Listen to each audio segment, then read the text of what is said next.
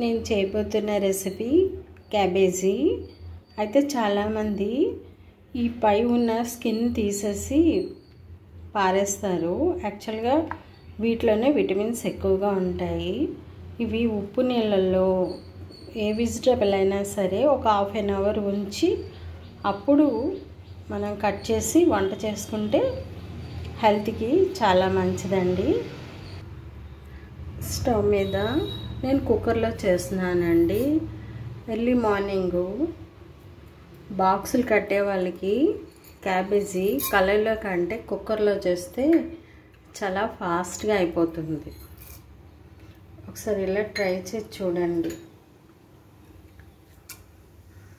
పోపు దినుసులు, మినపప్పు, జీలకర్ర, కరివేపాకు, ఆవాలు, వెల్లుల్లి, ఎండుమిరపకాయలు ఇవి కొంచెం వేగిన తర్వాత ఉల్లిపాయలు వేసుకోవాలండి. పోపు సమానం వేగిపోయిందండి. నేను ఒక ఉల్లిపాయ ఒక పచ్చిమిరపకాయ తీసుకున్నాను. ఉల్లిపాయలు వేగిపోయింది. ఈ టైంలో క్యాబేజీ వేసుకుందాం.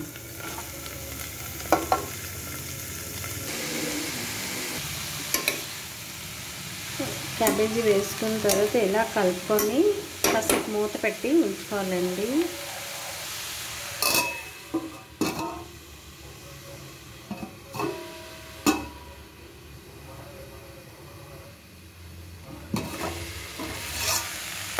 చాలామంది క్యాబేజీ ఫస్ట్ కుక్కర్లో ఉడకబెట్టేసిన తర్వాత తాలింపు పెడతారు.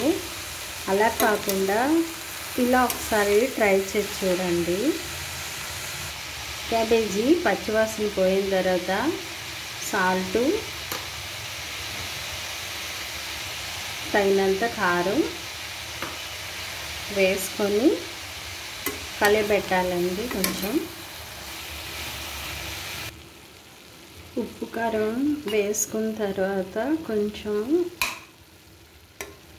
ఇందులో ఇప్పుడు టమాటా వేసుకుందాం.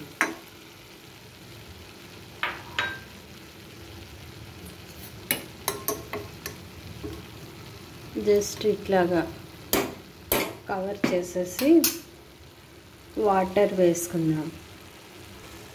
అనపకాయకి అయితే వాటర్ వస్తుంది కదండి, దీనికి పెద్దగా రాదు. ఇది ఉడకాలి కదా, కొంచెం వాటర్ వేసుకుందాం.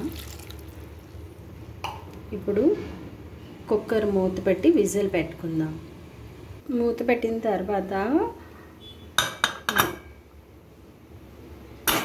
విజిల్ పెట్టుకొని ఫ్లేమ్ స్టార్టింగ్లో హై ఫ్లేమ్ ఉంచాలి.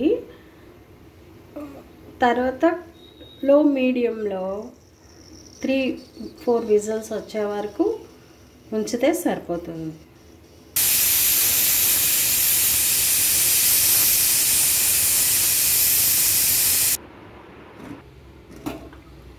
నేనైతే 5 విజిల్స్ పెట్టానండి. చూడండి ఎంత మెత్తగా ఉడికిపోయిందో.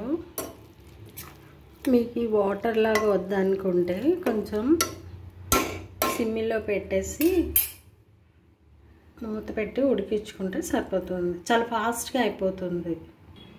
ఇంకా కొంచెం దగ్గరగా కావాలి, వాటర్ కొంచెం వద్దు అనుకుంటే మూత పెట్టి హై ఫ్లేమ్లో కూరని కొంచెం దగ్గరగా అయ్యాక ఆపేసుకోండి, సరిపోతుంది. క్యాబేజీ కర్రీ రెడీ అండి.